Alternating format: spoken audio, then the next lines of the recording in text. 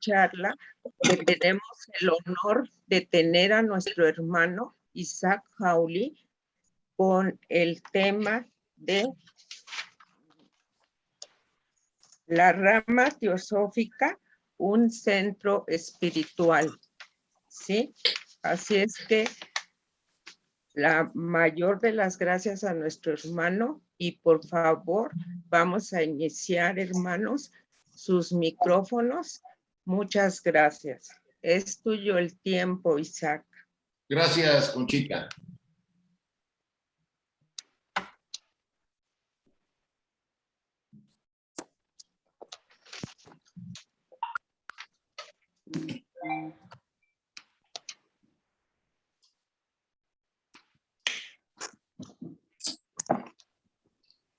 Voy a cerrar los micrófonos.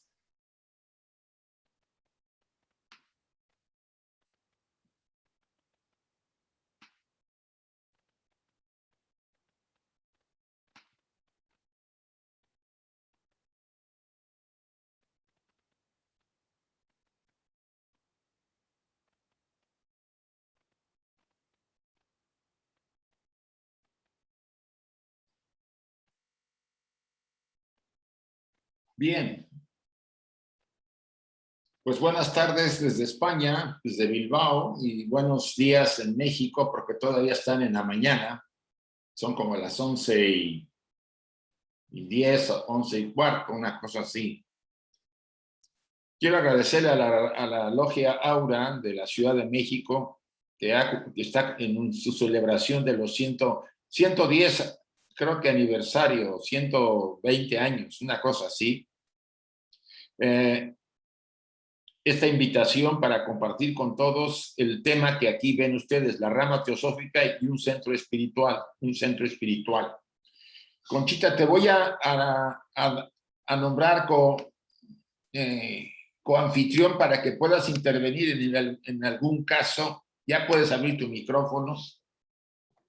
Bueno, y si hay alguna cosa, puedas intervenir, ¿sí? Está bien. Gracias, Isaac. Bueno, vamos a entrar al tema. El tema en sí es, vamos a decirlo así, muy importante para el trabajo que hacemos en las secciones en el mundo de la sociedad teosófica. Ha habido varias obras que tratan sobre el mismo. Yo puedo citar una de las que tratan mucho, es la obra de Taimi, ¿no? El trabajo esencial de la sociedad teosófica, algo así. Es un libro pequeño, pero muy interesante. También la señora Joe Mills tiene un tema sobre las logias teosóficas. Yo tomé un material para hacer este trabajo publicado por la revista Sofía de la sección española.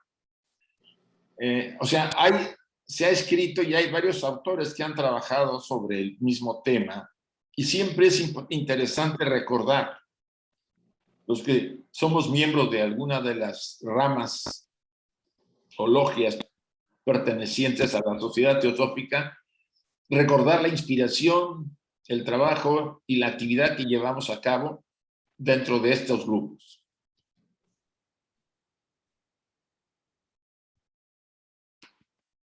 Quisiera empezar hablando de qué es una rama teosófica. Esta es una definición, como puede haber otras, pero me inspira. Una rama constituye una entidad oculta, una ágora, un templo. Todos los asistentes, y no solamente el presidente de la rama, son oficiantes activos y responsables. El simple hecho de reunirse para estudiar cosas sagradas y hablar de los grandes seres les evoca o les invoca mágicamente, incluso si lo ignoramos. La rama teosófica es un centro de actividad oculta.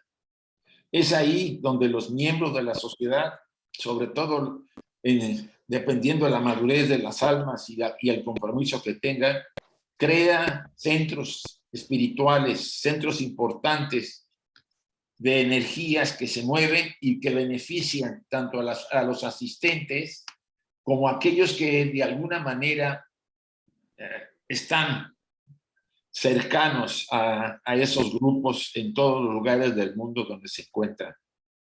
Entre más comprometidos existan dentro de los miembros con el trabajo que se hacen en las ramas, con esa actividad oculta que es la entrega devota del estudio y la vida práctica, vamos a decirlo así, inspiran a los miembros mismos y también se inspiran a otros, porque los centros, como dice Leadbeater, y eso hay un artículo de él muy interesante sobre los centros teosóficos, irradia unas energías que influyen en el entorno. Cada rama sirve como una especie de instrumento para la propagación de las ideas. Y eso es muy importante. Déjenme cerrar mi teléfono porque este empieza a hacer la suya si no me gusta. Cada rama sirve como una especie de instrumento para la propagación de las ideas teosóficas. Y cuanto más fuerte sea, más efectiva es esta diseminación. Y es el principio, quizá uno de los principales objetivos de las ramas o de las logias, la diseminación o la propagación de las ideas teosóficas. No podemos evitar que este trabajo no solamente competa en forma individual a cada uno de los asistentes en el grupo, sino que es un compromiso de difusión, de hacer llegar ese conocimiento a los miembros del grupo y a todos aquellos con los que entramos en contacto, porque nuestras vidas van a representar esa enseñanza con nuestro ejemplo. Es por lo tanto obvio que la apertura de tales centros en la forma de nuevas logias y el mantenerlas a todas en una condición activa es una de las funciones primarias de toda sección de la sociedad teosófica. La forma activa pudiera tener diferentes maneras de ser percibida por los miembros. Algunas ramas o logias tienen vamos a decir, una forma activa muy pasiva, y no estoy hablando de una crítica directa, sino que estoy hablando de que a veces los miembros nos conformamos con llevar a cabo una actividad muy pasiva, simplemente cumpliendo con asistir, leer un pasaje y retirarnos. Y eso tiene su función, pero la rama o la logia tiene vamos a decir, una mayor responsabilidad de unir a las almas que estamos ahí para trabajar con nuestras partes internas, contra la inspiración interna que todos tenemos. Hay alguien que tiene un micrófono y yo estoy notando constantemente ruidos. Permítanme ver si alguien está abierto, porque yo cerré todos los micrófonos. No, todo está cerrado. Por alguna razón se oye, pero bien, discúlpenme.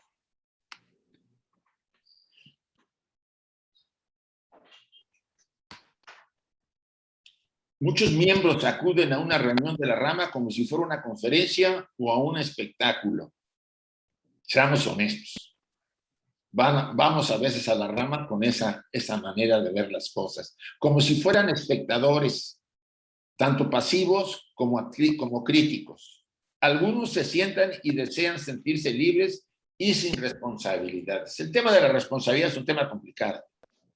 Por lo menos los años de experiencia que he tenido yo como secretario general en la sección mexicana y los varios años como presidente de la rama Alfa en Puebla,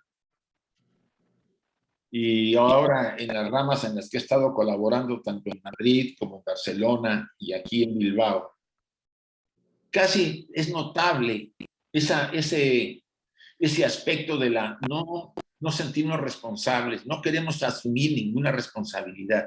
Yo soy libre, no me pidan que haga nada. Por supuesto, todo se congrega en el presidente y 1 o 2 o 3 miembros muy activos, y los demás estamos a veces o se está de forma muy pasiva asistiendo al grupo, porque yo siempre digo es que yo soy libre y no me quiero comprometer. Ahí en el fondo hay otras razones, y eso debería ser analizado por todos. para motivar. El compromiso no significa que tenga yo que llevar a cabo algo contra mi voluntad.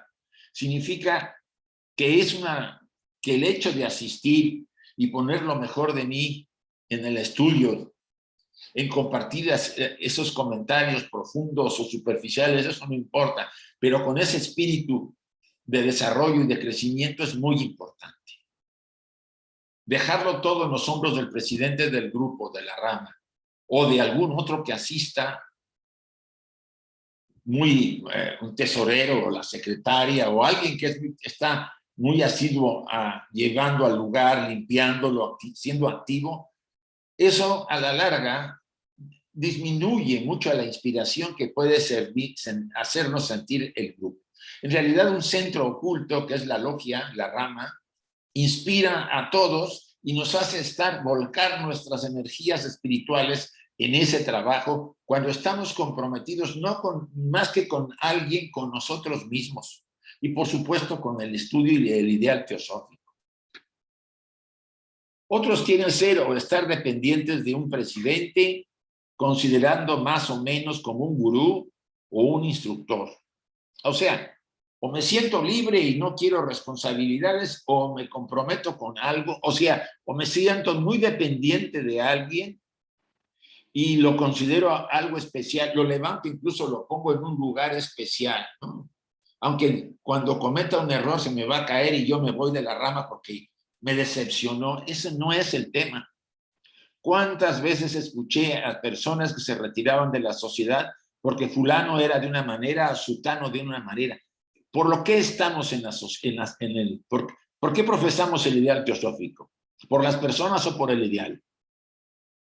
No va a ser posible evitar que los miembros, cualquiera de nosotros, cometamos errores, que no tengamos vidas perfectas, que seamos en algún momento poco tolerantes o impacientes. Eso es inevitable, porque estamos perfeccionando nuestra estructura, siendo mejores seres humanos, o por lo menos lo intentamos. El hecho de reunirme en una rama, de una logia, pretende que seamos mejores seres humanos, por lo menos en ciertos aspectos que yo ya detecté y que estoy puliendo. Entonces, o sentirme sin responsabilidades o ser dependiente de alguien, pues no, aquí yo lo menciono, son graves errores. Y ese error nos lleva a ¿qué? A que nos volvamos, vamos a decir que cuestionemos poco, no nos quedamos, escuchemos algunos de los principios más importantes de las declaraciones teosóficas, pero no las llevemos a la práctica en nuestra vida personal. Asumamos que alguien me va a dirigir mi vida. Ese hecho de querer encontrar a un instructor fuera cuando todavía no estoy maduro, en el caso de que lo necesitara. La enseñanza teosófica se centra mucho en que el instructor está dentro de nosotros, en nuestro corazón espiritual. Él nos guía y nos inspira para ir adelante poco a poco o un poco más deprisa. Pero todo depende de la madurez del alma que trae. Ustedes dirán, ¿cómo se madura el alma? El alma madura con encarnaciones. Muchos miembros son muy antiguos del alma, una madurez muy profunda, aunque físicamente sean jóvenes. O al revés, a veces somos personas ya mayores, pero tenemos almas muy, muy jóvenes, poco maduras. Lo que quiero decir es que asumir que alguien me va a dirigir mi vida sin siquiera yo tener o dar los primeros pasos de compromiso personal para ser mejor, es simplemente obedecer a alguien. Ya no es mi padre, ya no es el cura, ya no es el sacerdote, ahora es el presidente de la rama, o el otro miembro que sea muy estudioso y muy devoto. Yo puedo reconocerlo. Recién yo entré a la sociedad, conocí a Juan Viñas. Eso fue en el año 83, no, 82 creo, más o menos. Sí, más o menos, sí, o antes, porque ya ha ido Juan a México. Y me acuerdo muy bien, pues que a mí me arrolló, ¿no? me subyugó su manera de ser, me impresionó mucho, incluso tuve yo una cierta experiencia con él meditando. Todo eso me atrajo mucho mi atención. Y por supuesto eso hizo que lo viera yo de una manera muy especial y lo levantara yo en un estante superior, porque Juan tenía, lamentablemente ya desencarnó, tenía cualidades muy interesantes y un desarrollo que no puede negarse, y eso nadie se lo puede negar. Pero al poco tiempo, o después de cierto tiempo, porque a Juan, cuando fui secretario general, lo invitamos varias veces a México, pues empezamos a trabajar, a recorrer la República Mexicana, y por supuesto, empecé a conocerlo un poco más y a darme cuenta que Juan, como todos los miembros, salvo esa madurez mayor que él tenía y ese trabajo personal que había hecho, era un ser humano como cualquiera de nosotros en el sentido de seres humanos, y que tenía tanto su luz como su oscuridad. Entonces, uno se va ubicando, y así ustedes pueden ver a los grandes instructores. Por ejemplo, a Osho, si han sabido de él, tiene cosas maravillosas, pero le gustaban los Rolls Royce, ¿vale? Al otro gurú hindú que tiene unas mechas así grandes, Sai Baba, pues también lo suyo. O sea, al que escribió Asongal Rinpoche, vamos a decir, monje tibetano, pues también escribió una obra muy buena, el libro de la vida y la muerte, pero pues también hizo sus cosillas. O sea, ¿qué significa ser dependientes de alguien y no hacer nuestro trabajo y estar asumiendo que ese alguien va a dirigir mi vida? ¿O qué significa ser indiferente a todo en el sentido de no querer comprometerme con nada, porque así me siento libre, porque en realidad quizá en el fondo no estoy muy convencido o soy duditativo respecto a llevar a cabo una actividad personal? No quiero cambiar al final, ¿no? Una vez alguien me decía, no, yo si quieres la próxima encarnación, no, ahorita no quiero hacer otras cosas porque así la llevo respecto a la entrada a la sociedad. Entonces, todas esas ideas son cuestionamientos que nos hacemos. O sea, o nos volvemos dependientes, porque alguien nos inspira y es válido, por lo menos al principio, ¿no? O somos indiferentes a comprometernos, y no es un compromiso con nadie, es con nosotros mismos. Esta parte vale la pena que la reflexionemos. Los dos fundadores ocultos de nuestra sociedad están presentes en el espíritu de todas las ramas de la sociedad teosófica. Y más todavía, pues el trabajo de esas ramas está consagrado por los miembros de las mismas. O sea, la sociedad teosófica fue inspirada por dos grandes instructores a través de HPB, aunque después vinieron otros líderes. Se puede decir que la esencia de la enseñanza teosófica, el legado más importante, está con H.P. Blavatsky. Pero tras de ella había instructores, no solamente dos, ¿no?, que ya conocemos con frecuencia por la literatura teosófica, sino una gran cantidad de otros instructores que son mencionados en las cartas, ¿no?, que todos colaboraban y aportaban algo por acá y por allá, y siempre había mención de HPB o de algún otro autor, como Sinet o Hume, en las cartas de los Mahatmas, a otros diferentes, vamos a ir, instructores que colaboraban con los dos principales. Pero aquí en esta parte, esos fundadores ocultos, y eso es lo que nos deberíamos todos inspirar y sentir que estamos en un trabajo personal sagrado. Tenemos de primera mano la enseñanza, una enseñanza profunda que valdría nuestro esfuerzo por respetarla, y respetarla significa tratar de vivir lo que profesamos, o sea, ponerla en práctica. Y ahí es donde viene esta recomendación.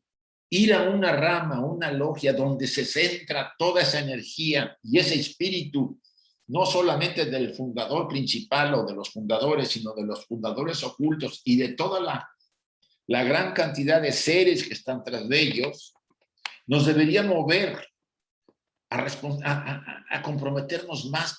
Y no quiere decir que no hagamos nuestra vida personal, al contrario, pero lo hagamos va a ser influida por la enseñanza para ser más nobles, más equilibrados, más seres humanos ubicados en nuestro verdadero sentido espiritual y en ese sendero que cada uno está siguiendo. Ahí es donde yo apelo a todos los miembros, no solamente de la sección mexicana y de todos los miembros de la sección argentina, de Bolivia, de varios lugares del mundo que nos están escuchando. La inspiración que debemos tener para seguir adelante con esta enseñanza es sagrada. Por tal motivo, ponerla en práctica en nuestra vida personal e influir con nuestra vida en otros es quizá el objetivo más importante que tenemos en nuestra vida. Yo recuerdo que con palabras de Leadbeater, y me puedo equivocar la referencia, él decía, puede ser que quizá en la vida lo único que haya valido la pena haber vivido es este trabajo interno, el haber descubierto la enseñanza y ponerla en práctica en la vida personal. Al final de ese repaso que hacemos antes de irnos al otro plano de nuestra muerte, en el desencarnar, quizá ese punto fue determinante en nuestro destino. Lo cambió totalmente en muchos sentidos. Y hay vidas que son verdaderamente transformadas. A pesar que a veces no nos haya gustado muchos de los aspectos que se enfrentaron como experiencias en el sendero. La transformación que nos da ese legado es muy, muy importante. Y les invito a que lo reflexionen. Cada uno emite, aunque sea inconscientemente, las energías y las vibraciones manifestadas por su rayo. O sea, cada uno de nosotros como miembros. Todos tenemos una constitución, ¿no? Un cuerpo, un alma y un espíritu, como decía Pablo, o los 7 principios, ¿no? El cuaternario inferior o la tríada superior. Y esa parte, vamos a decir, de Atma, Buddhi, Mana superior, la tríada superior, emite una vibración. Y esa vibración en esas reuniones, más la influencia del signo zodiacal y sobre todo de la mónada, sobre todo la mónada y la inspiración de la mónada, contribuyen al trabajo de la rama. Deben ser los egos, ¿sí? Y si es posible, las mónadas y no las personalidades las que estén presentes. Esto es básico. Nuestra estructura personal encontrará los dimes y diretes en el trabajo personal, en el trabajo con la rama, los miembros, las críticas, las envidias. Empiezan a aflorar cosas que yo decía, bueno, si yo antes no me mostraba así.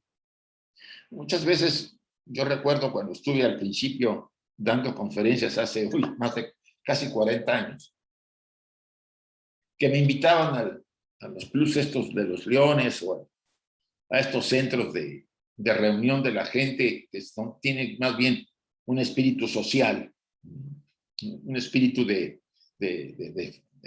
amistades, de negocios. Y por supuesto, ahí todo es camaradería, cenas, comidas, porque yo fui a una cena, me pidieron que diera una charla en un club, creo que de leones. Nomás que lamentablemente lo di al final, porque me pidieron que lo diera después de cenar, y no me acordé que la bebida iba a hacer trastornos, y así como fue, ¿no? Ahí no hay problema. Ahí las partes de las debilidades de la personalidad están ocultas, porque ahí lo que se trata es pasarla bien y hacer algún negocio y conocer a los demás. Tiene buenos objetivos, ¿no? Y además estas organizaciones ayudan mucho a los grupos de desventaja en la sociedad, ¿no? Enrique me ha dicho que él pertenecía a una organización que ayudaba mucho y ayudaba con becas o con material a los grupos en desventaja social. Entonces, ¿pero qué pasa en una rama? Vamos a decir, con esas energías y vibraciones de nuestra parte superior o de la parte inferior. Lamentablemente, tenemos que reconocer Si no, no habría conflictos en las ramas como las hay, ¿no? Por supuesto, varían. Hay ramas menos tensas y hay ramas mucho más tensas. ¿Por qué? Porque en lugar de aflorar lo mejor, como menciona aquí en este pasaje, sobre todo la influencia de la mónada, Atma Buddhi, en la actividad de la rama, está influyendo la personalidad con sus dimes y diretes, sus cuestionamientos y todo aquello que en ese momento aflora y no está de acuerdo con la opinión de otro. Ese espíritu deberíamos reconsiderar. Deben de ser los egos y, si es posible, las mónadas y no las personalidades las que estén presentes en las ramas. ¿Es mucho pedir? Sí, es posible. Pero debería ayudarnos a cuestionar. No voy a pedir menos porque entonces no haríamos un esfuerzo. El pedir un listón superior es para que, si no me es posible llegar, llegue a cierto nivel y olvidarme de esas diferencias, prejuicios, condicionamientos que van a aflorar, deseos de poder y posición que son muy frecuentes, y centrarme en el estudio, en la investigación y en aquello que está realmente motivando a esa fraternidad, a esa, vamos a decir, a ese servir y compartir en la familia y en la comunidad, porque nos convertimos en especie de faros que influyen en los demás. Alicia, por favor, cierra tu vídeo, si eres tan amable. La formación y el crecimiento de una logia son verdaderamente como la plantación de un árbol. Tenemos primero que preparar el suelo, enterrar la semilla y entonces regarla y cuidar al joven árbol hasta que haya crecido lo suficiente para que toda ayuda externa sea innecesaria. No basta con que 1 o 2 miembros o 3 miembros sean los entusiastas y los demás asistan y estén ahí sin entrar. Debería ser toda una colaboración. Yo a veces reconozco que no es fácil esta actividad por todas las ramas que he conocido en América Latina. Las ramas, por ejemplo, en La Paz, Bolivia, las que yo conocí todavía, muy activas, muy entusiastas, por supuesto, había de todo, pero una gran parte de los miembros que se reunían cuando nosotros visitábamos, Enrique y yo, a las ramas en La Paz, estaban entregados o por lo menos entusiastas. El entusiasmo, Rollin Meta en su libro habla mucho de que el entusiasmo es muy importante en el trabajo interior. También en Cochabamba, cuando estaba yo allá, estaba Teresa y después hubo cambio de presidente y después vino, esta chica se me olvida su nombre. Bueno, ya me acordaré. Todos ellos mostraban entusiasmo y entrega y lo siguen mostrando. Por lo menos esperamos que se recupere, sobre todo en La Paz, ese espíritu. Cuando también visitamos el Perú, ahí sí es cierto, el trabajo lo tiene tanto Edith como Julio. Llevan ese peso muy grande, aunque hay otros miembros también de la rama que están comprometidos y hacen un trabajo. O sea, ustedes van a analizarlo en diferentes países, en Costa Rica, en Puerto Rico y República Dominicana está Magali, pues la verdad es lo excepcional, porque inspira, ayuda, influye, trabaja intensamente. En Costa Rica, pues, hermana María Orlich y a otros hermanos, porque he estado ahí también. Y en México ahorita hay una actividad muy intensa y a mí me da mucho gusto que Leonor, como secretaria general, está influyendo muchísimo en un cambio real en la sección. Y en Puebla, ¿por qué les voy a decir de las ramas alfa y HPV? Que son inspiración de muchas ramas. En términos generales, sí puedo decirles que hay materia, miembros comprometidos, otros que están indecisos y algunos que, pues, reconozcamos, van a escuchar y a dejarlo aparte en su vida porque es como un rellenar. Eso hay que reconocerlo, es así, no se puede evitar. Porque para que una logia y se forme y crezca, no solamente necesita sembrarla, o sea, tener la carta patente. No solamente se hace una ceremonia de entrega de la carta patente, se le entregan los diplomas a los miembros. No, eso es parte de la tierra. Vamos a decir, hay que regarla, y regarla significa con el trabajo personal, con la vida personal. El trabajo de un miembro en las ramas y en las logias no termina al salir de la rama cuando termina. Sigue en su casa, tratando de practicar aquellos ideales que se ha comprometido, aunque sean sencillos, pero tratando de ser mejor ser humano. Ahí está haciendo más de lo que se imagina en su vida personal y para el trabajo de la rama. Hay una magia de la presencia que actúa como catalizador en las reuniones, sobre todo cuando hay esa inspiración.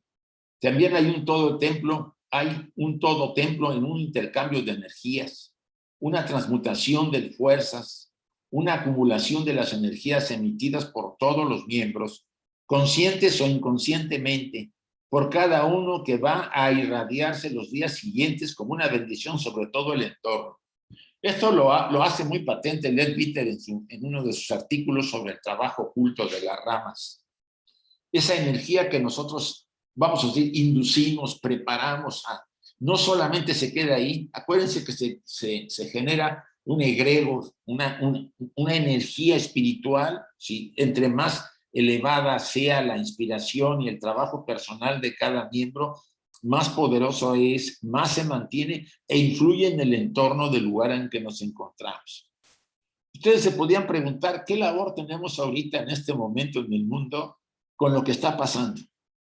Las ramas ahora tienen una importante, vamos a decir, responsabilidad. Influir, no solamente cumplir con el estudio, los planes, programas, conferencias, visitas, retiros, todo eso es válido. Fiestas, cenas, compartir, compañerismo, fraternidad. Sino que esa inspiración fuerte del grupo, sea de todos o de una parte, se irradie para disminuir mucho de ese karma que está, pues, vamos a decirlo así, golpeando en todas partes del mundo por esta pandemia. El tema de la pandemia no es un tema simplemente, como dice la ciencia materialista, algo que se produjo en un laboratorio y el laboratorio se le escapó a alguien y está contagiando a medio mundo. Esto tiene que ver con las vivencias, lo que traemos desde el pasado, la humanidad que hizo en este momento crisis y se ha difundido. La enseñanza oculta nos dice, las epidemias son parte de un karma maduro que se tiene que vivir a veces por los grupos o por la humanidad, que en este caso está afectado a toda la humanidad. Nos debería hacer reflexionar. Nos debería hacer ver que el entorno se está afectando mucho. Vean ustedes incendios, inundaciones, temblores como el que acaba de ocurrir en México, erupciones de volcanes. O sea, de repente todo se junta y pareciera que la naturaleza, más las pandemias, más no saben ustedes, las invasiones, las guerras, los ataques, las muertes, todo se ha conjugado para empezar una crisis fuerte. Y ustedes piensan que esto nos viene porque simplemente a alguien allá arriba se le ocurrió hacernos ver la nuestra negra, o porque son nuestros pensamientos, palabras y acciones y sensaciones diarias las que están siendo acumuladas en ese karma de humanidad y que ahora pues ha tenido que abrirse porque era ya muy pesado. La rama tiene una función, la logia tiene una función importante de desplegar esas energías, como viene aquí, transmutar esas energías, esas fuerzas en beneficio, en bendiciones, y no seguir acumulando cada vez más. Las ramas deberían ser una bendición en cada lugar, y digo deberían porque eso dependerá de los miembros. Influir. Y cada miembro individualmente influiría también o debería influir en su familia, no con un discurso teosófico, porque eso ya sabemos que hay muchos que nos tirarían a locos, sino con su ejemplo, con su calidad, con su nobleza. Esto es un punto muy importante. Todo esto hace que los participantes tengan una buena parte de responsabilidad, como lo hemos dicho.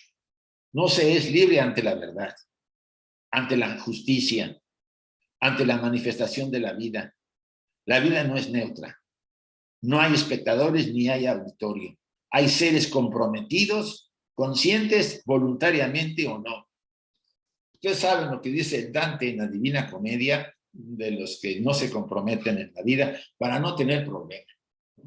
Hay un grupo de seres humanos, no son muchos, pero los hay, que no quieren comprometerse a nada, para no tener problemas, para que el karma no los alcance.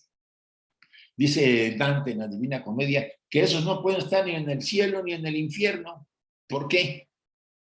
Porque no han hecho ni actos positivos ni actos negativos, simplemente son neutros. Entonces dice, los coloca a la entrada del infierno. No pueden estar en el infierno, pero están ahí, amargados, tristes, porque no cumplieron con el sentido de sus vidas. Piensen ustedes, ¿para qué hemos venido? La enseñanza oculta nos dice mucho de eso, la enseñanza teosófica.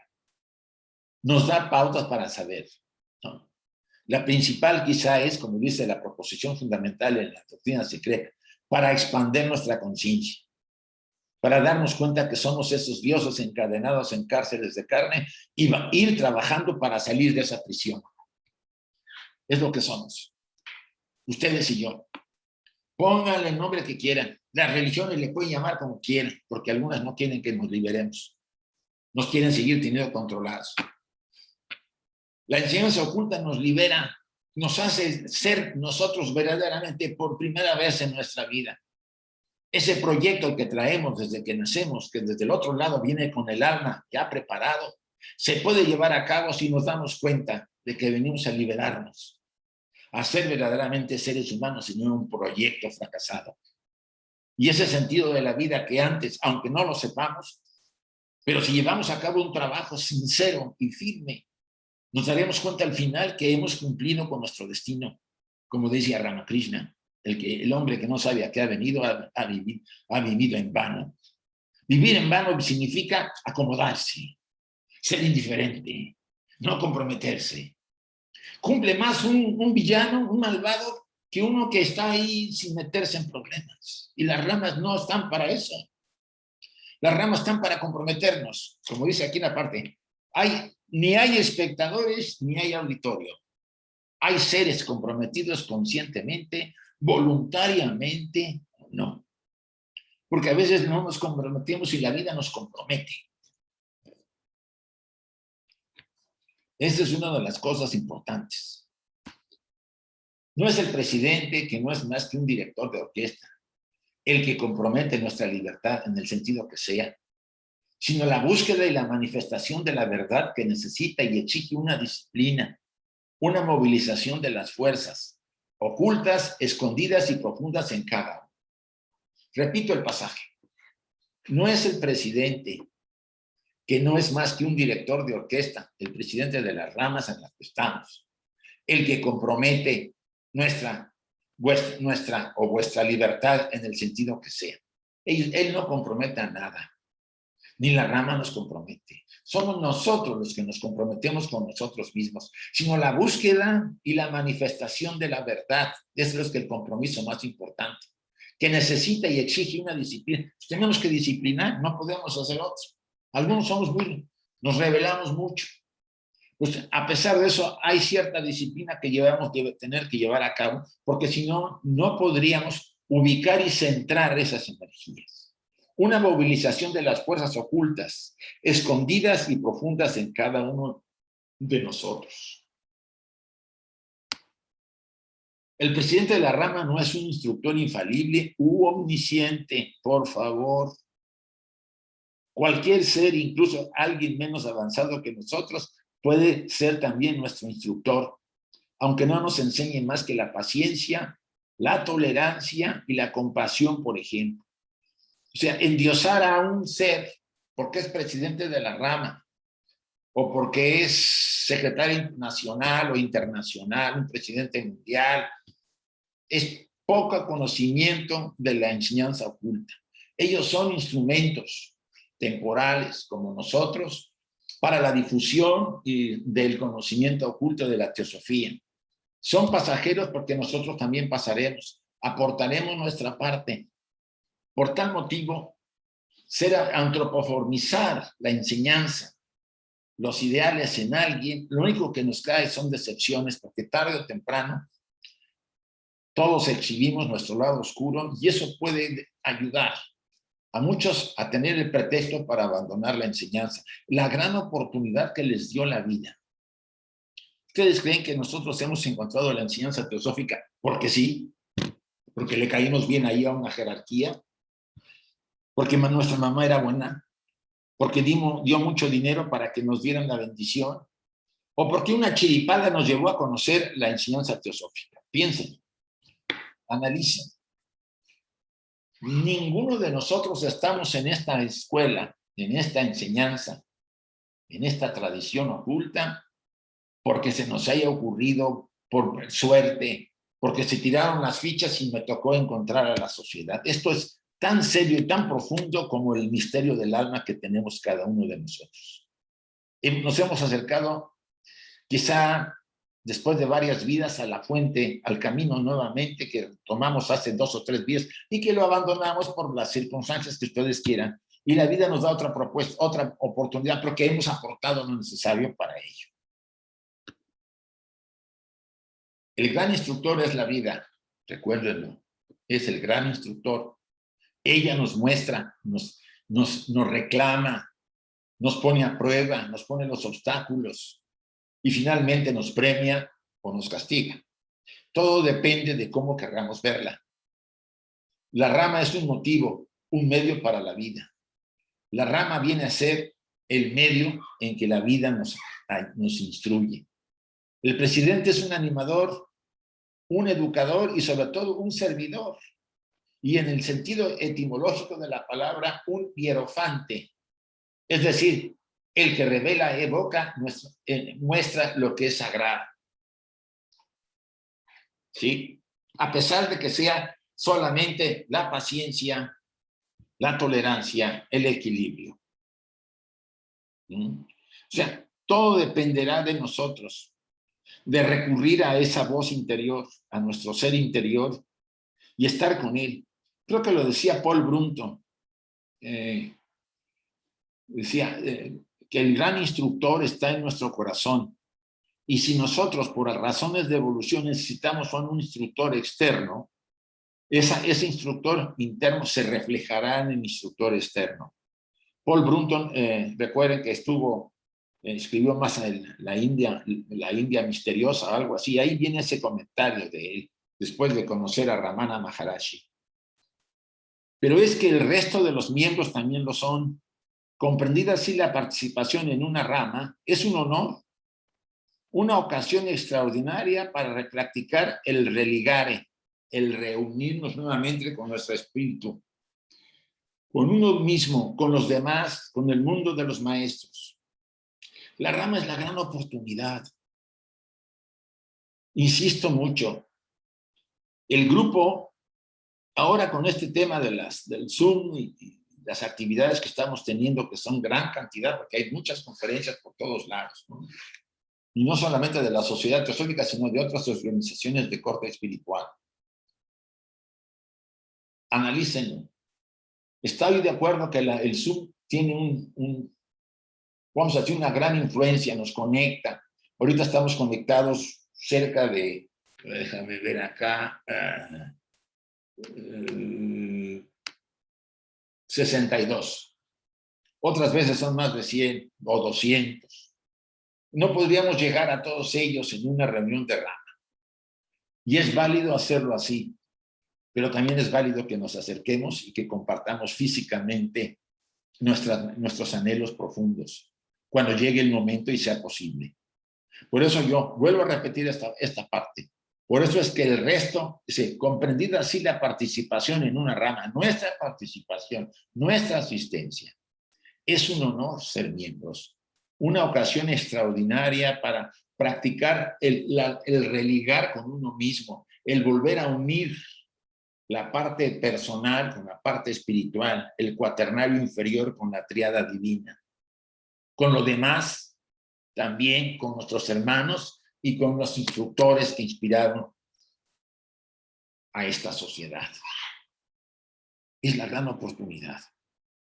Y no estoy hablando simplemente para convencer a nadie de nada. Creo que esto es lo que estamos hablando, lo hemos escuchado varias veces y lo hemos, vamos a decir, comprendido, pero pasa a veces a segundo nivel, nos vamos acostumbrando, el espacio de confort nos atrae y vamos olvidando el espíritu que nos motivó al estar en un trabajo interno, un trabajo oculto. Y el trabajo que hacemos en las ramas es sumamente importante. Mucho que afecta a la sección.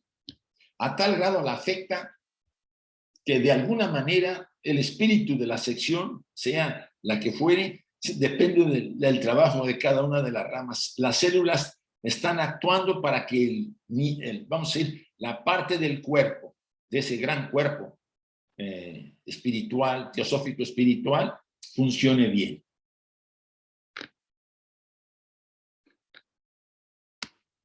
A la rama se debe ir mucho más a dar que a recibir. A veces he oído, a ver qué vengo a conseguir aquí. Los años me lo han dicho. ¿Qué vengo a sacar? ¿Qué vengo a obtener? Es obvio, vamos a recibir conocimiento, no se puede evitar, porque vamos a estar trabajando, comentando, compartiendo con los demás. Dice, incluso sin ritos y sin meditación, el trabajo de una rama es un trabajo cósmico y logoico, como el de las antiguas comunidades de los esenios, de los pitagóricos, de los gnósticos, como el de los colegas de los druidas o de los capítulos de los rosacruces.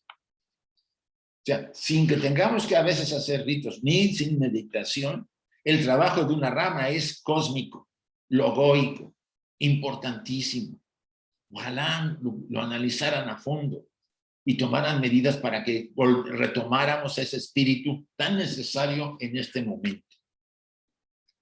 La asiduidad y la regularidad en el trabajo son aspectos muy importantes para poder conseguir la eficacia. Pues sí, si voy a la rama cada 15 días o cada mes, me aparezco por ahí y dicen, ¡qué milagro! Sí, aquí vengo, pago mi cuota, eso sí, pero no asisto, no tiene tanto, más bien no es el sentido de la rama. La cuota ayuda a que se paguen gastos y sobreviva si hay que pagar rentas o materiales, pero es nuestra participación, nuestra asistencia la que enriquece el trabajo del grupo.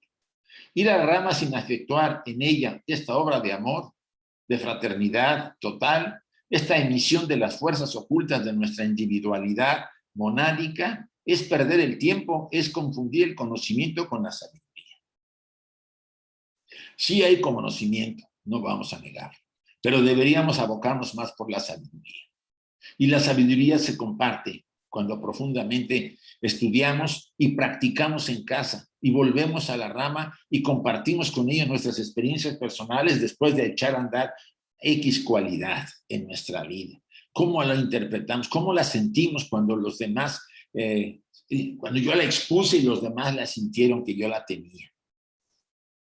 Insisto, ir a la rama sin efectuar en ella esta obra de amor, de fraternidad total, esta emisión de las fuerzas ocultas de nuestra individualidad monádica, es perder el tiempo, es confundir el conocimiento con la sabiduría.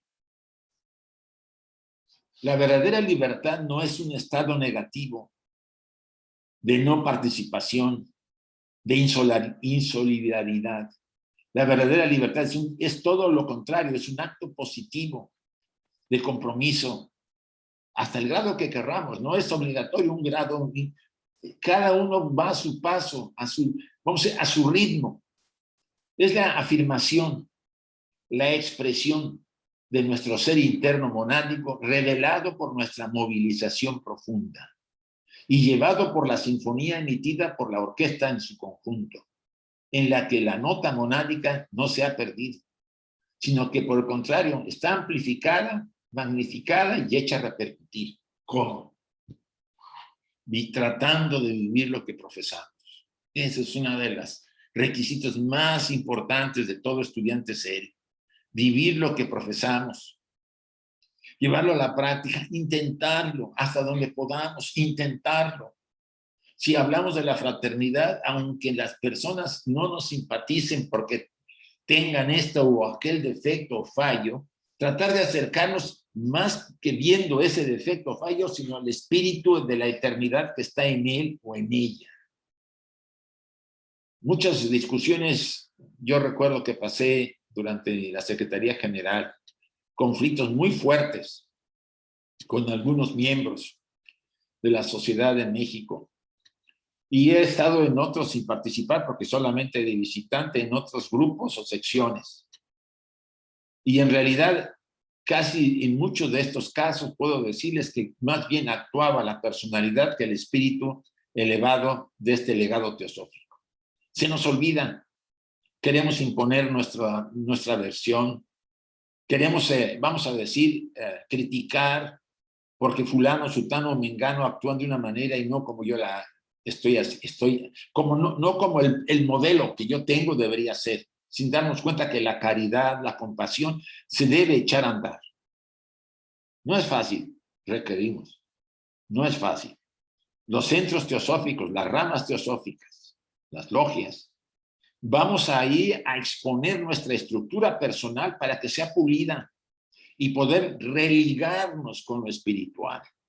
Entonces no va a ser fácil, porque siempre habrá alguien que toque nuestra herida personal y nosotros respondamos con ataques, cuando en realidad nos está ayudando a entender que todos somos maestros y todos somos discípulos.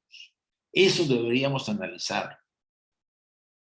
El ser interno se realiza por su integración en el todo, del cual una rama no es más que un símbolo, y no por el aislamiento y la separatividad que no son la libertad. O sea, aislarnos y separarnos, no llegamos a nada. Yo me voy a separar de la rama porque pues no me entiendo con fulana o con sutana.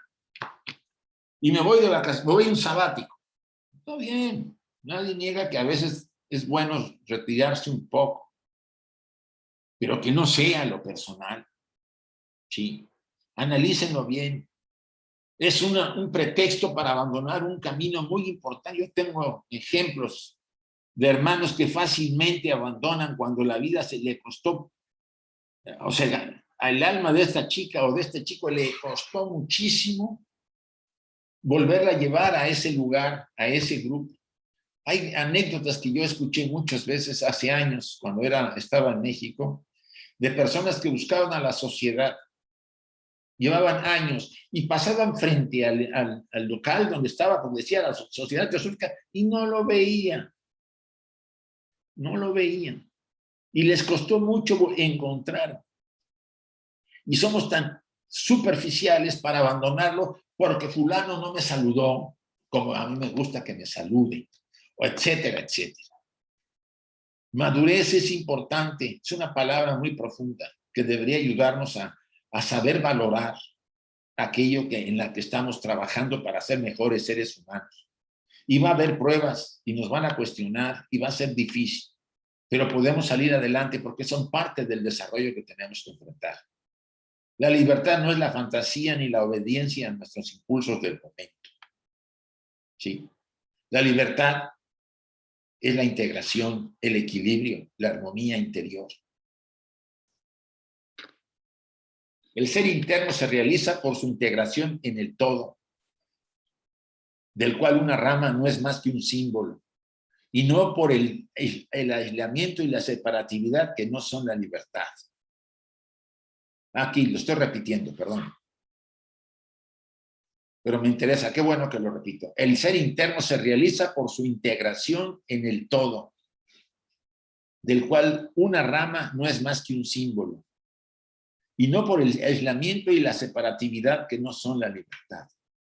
Recuerden que, como lo dije en otras de las imágenes, todos tenemos nuestro instrumento interior y vamos a una rama a tocar nuestro instrumento acorde a todos los demás diferentes instrumentos. Tengo una guitarra, un piano, el otro lleva un violín o un violonchelo, y cada quien toca su instrumento, pero todos estamos tratando de estar en armonía y en equilibrio, a pesar de nuestras diferencias. Recuerden a Gina de Hadassah, unidos en nuestras diferencias.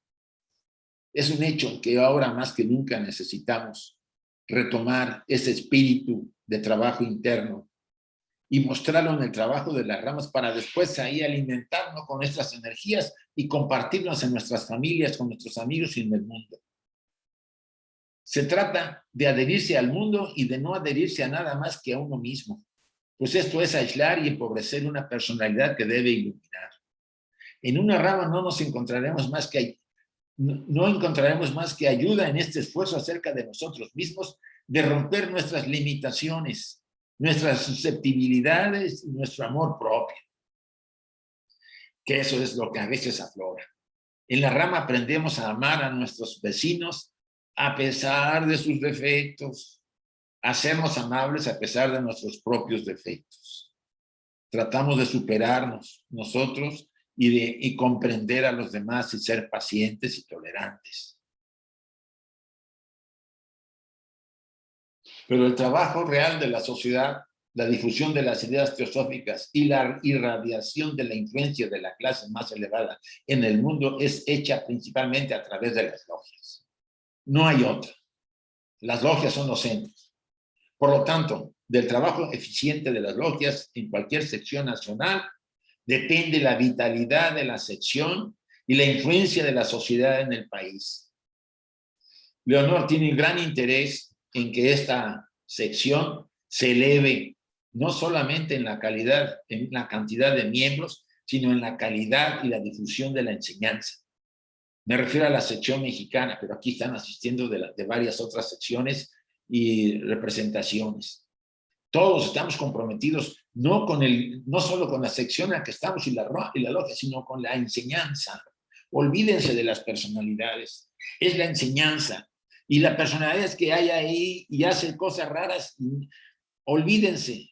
Mientras yo esté comprometido con la enseñanza, con el legado que HPV nos dio, nada me va a mover de este sendero espiritual. Nada. Todo dependerá de cada uno.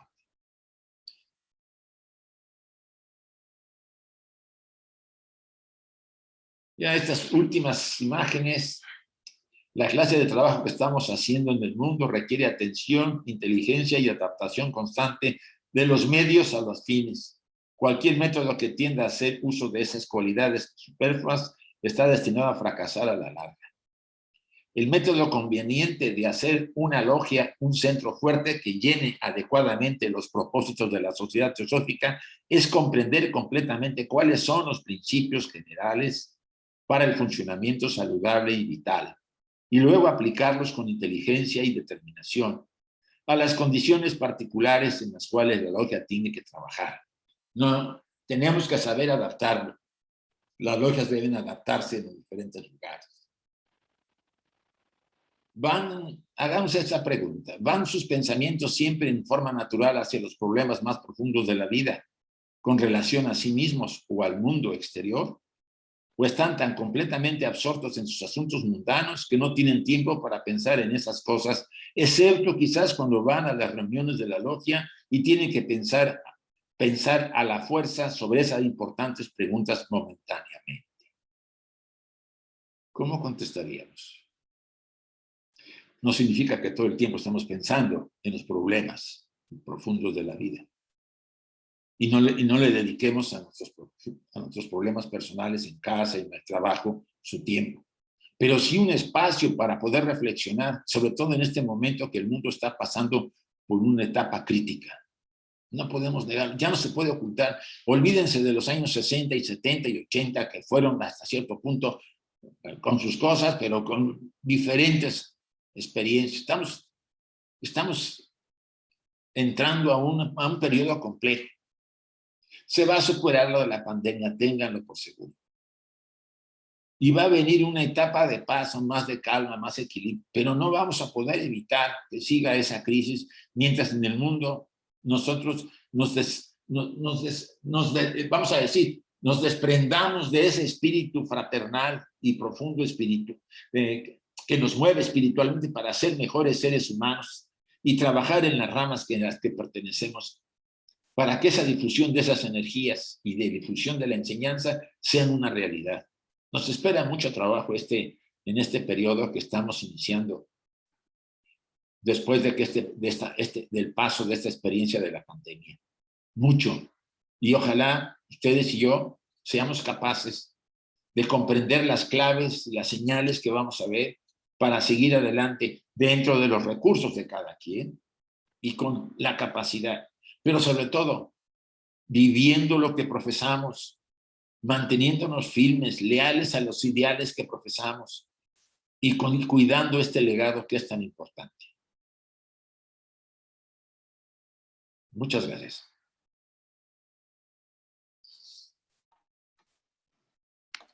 Déjame abrir el micrófono.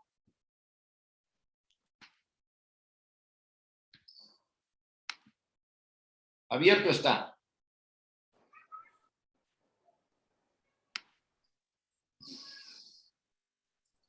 Gracias, Isaac.